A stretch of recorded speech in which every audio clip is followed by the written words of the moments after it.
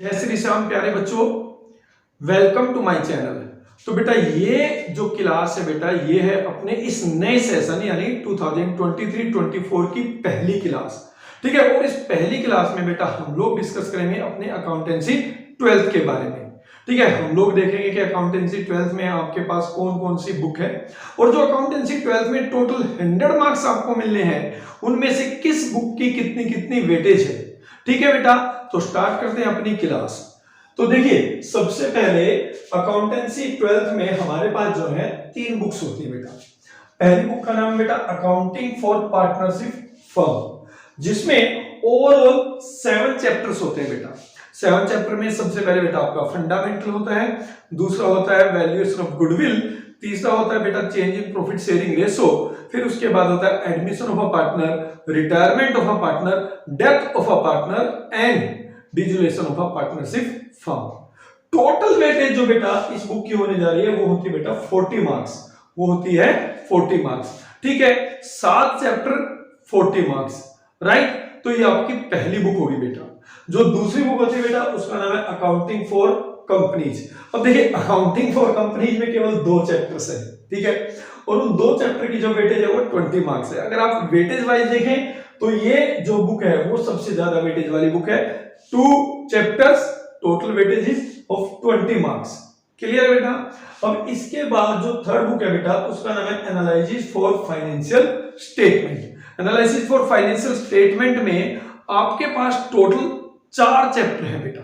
ठीक है, 4 चैप्टर की जो वेटेज है वो बेटा 20 मार्क्स की होती है। ठीक है, अब यहाँ पे जो 2 चैप्टर हैं वो भी 20 मार्क्स के हैं और यहाँ पे जो 4 चैप्टर है बेटा वो भी 20 मार्क्स के हैं। तो इनमें से कौन सी इजी बुक होगी, कौन सी डिफिकल्ट बुक होगी बेटा, ठीक है, उसके बारे में भी हम लोग डिस्कस करेंगे। देखिए यहाँ पर जो 2 चैप्टर है अकाउंटिंग फॉर कंपनीज, ये केवल जर्नल एंट्रीज से रिलेटेड है। अगर आपके 11th में जर्नल एंट्रीज के बेसिस बहुत अच्छे हैं तो आपको ये बहुत अच्छे लगने वाली है और उसमें आपको पूरे मार्क्स मिलेंगे भी बेटा। ठीक है, इसमें जो 2 चैप्टर है उनका नाम है अकाउंटिंग फॉर शेयर कैपिटल और दूसरा है अकाउंटिंग फॉर डिबेंचर्स। ठीक है, इशू ऑफ डिबेंचर्स, राइट। तो ये 20 मार्क्स केवल 2 चैप्टर्स के हैं, बट दोनों चैप्टर्स में ज्यादातर आप केस में आपको जर्नल एंट्री ही पास करनी है। ठीक, तो अब आपको देखना है कि आपकी जर्नल एंट्रीज अच्छी है या आपको लेजर बनाने में ज्यादा अच्छा लगता है। अगर लेजर बनाने में अच्छा लगता है तो आपको ये बुक्स अच्छी लगने वाली है। ठीक है, इसके बाद जो एनालिसिस फॉर फाइनेंशियल स्टेटमेंट, इसमें 4 चैप्टर है, टोटल वेटेज है 20 मार्क्स की। अब इसमें जो 2 चैप्टर हैं शुरू के बेटा वो प्योर थ्योरी के चैप्टर हैं, उसका प्रैक्टिकल से कोई लेना देना नहीं है। प्योर थ्योरी है, बहुत इजी चैप्टर है। अगर आपको थ्योरी अच्छी लगती है तो केवल 2 चैप्टर आपको अच्छे लगेंगे, बट उसके बाद जो बाकी वाले 2 चैप्टर वो बहुत इंपॉर्टेंट है बेटा आपकी। इसलिए नहीं कि वो इस 20 मार्क्स में वेटेज ज्यादा है, बल्कि इसलिए कि उसी 2 चैप्टर में से आपका जो 20 मार्क्स का प्रैक्टिकल होने जा रहा है, ठीक है, वो भी इन्हीं 2 चैप्टर से बिलोंग करता है। तो यानी कि इस बुक की अगर बात करें तो इस बुक की जो वेटेज है बेटा वो 20 मार्क्स की नहीं है, बल्कि उससे ज्यादा है, क्योंकि जो आपका पूरा वाइवा है, राइट, वो आपका इसी 20 मार्क्स में से ही इंक्लूड होगा। 4 मार्क्स यानी यहाँ पे आपके वाइवा के जो मिलते हैं वो इसी बुक्स के होंगे, तो 24 हो गया।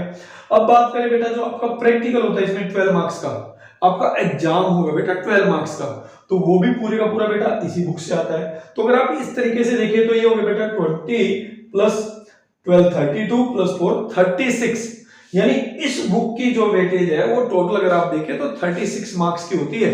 तो ये बहुत इंपॉर्टेंट बुक्स आपके लिए होने जा रही है, क्योंकि आपका जो प्रैक्टिकल है वो सारे का सारा बेटा इसी बुक्स के ऊपर डिपेंड करता है। तो ज्यादातर इसीलिए बहुत सारे स्कूलों में जो ये वाली बुक है एनालिसिस फॉर फाइनेंशियल स्टेटमेंट, इसको वो पहले अटेम्प्ट करते हैं। ठीक है, पहले इस बुक को कंप्लीट करते हैं, बट बहुत सारे स्कूलों में इस बुक को भी कंप्लीट करते हैं। तो इसकी वेटेज मेरे अकॉर्डिंगली सबसे ज्यादा होगी बेटा आपके लिए। ठीक है, अब इसमें जो 20 मार्क्स है बेटा वो आपके प्रैक्टिकल के होते हैं। आपने सुना होगा 12th में बोर्ड प्रैक्टिकल होते हैं बेटा, तो बिल्कुल सही सुना है। तो उसमें से जो 12 मार्क का है बेटा वो आपका एग्जाम होगा, जिसमें एक्सटर्नल आएंगे, ठीक है, और आपको एक एग्जाम कंडक्ट करना पड़ेगा और उसमें जो भी आपका एग्जाम बनेगा बेटा, जो क्वेश्चन पेपर बनेगा वो पूरा इसी बुक से बनता है। ठीक है, 4 मार्क्स की आपको फाइल बनानी है। मेरे अकॉर्डिंगली जो फाइल है बेटा वो उसमें आपका काम है ज्यादा, मेहनत है ज्यादा, बट उसकी वेटेज है बहुत कम। ठीक है, अकाउंटेंसी की फाइल जो है करीब करीब 40 से 50 पेज की बनती है। ठीक है, आपको बहुत एफर्ट डालने पड़ते हैं, बट उसकी वेटेज कितनी है, केवल 4 मार्क्स ही है। ठीक है, जिसमें आपको तीन जो है प्रोजेक्ट बनाने पड़ते हैं बेटा। पहला होता है कॉम्प्रिहेंसिव और 2 होंगे बेटा आपके स्पेसिफिक, जो कि इसी बुक से होंगे, वो भी इसी बुक से होते हैं।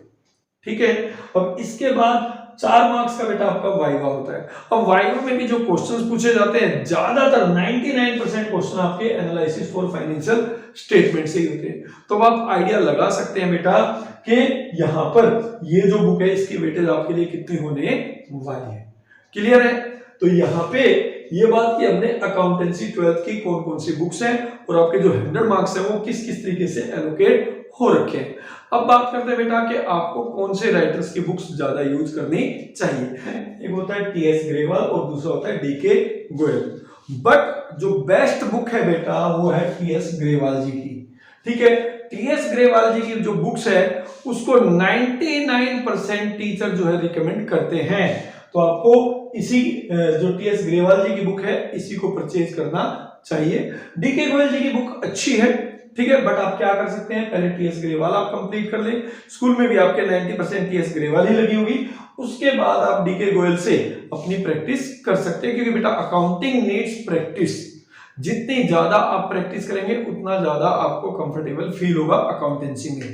ठीक है बेटा, तो अगर आप लोगों को मेरे द्वारा दी गई जानकारी अच्छी लगी तो बेटा अपने दोस्तों के साथ इस जानकारी को शेयर जरूर करें। ठीक है, चैनल पर नए हैं तो सब्सक्राइब करें, लाइक करें, कमेंट करें। तो ये था हमारा अकाउंटेंसी के बारे में। अब नेक्स्ट क्लास में हम इसका जो डिटेल सिलेबस है बेटा उसके बारे में बात करेंगे।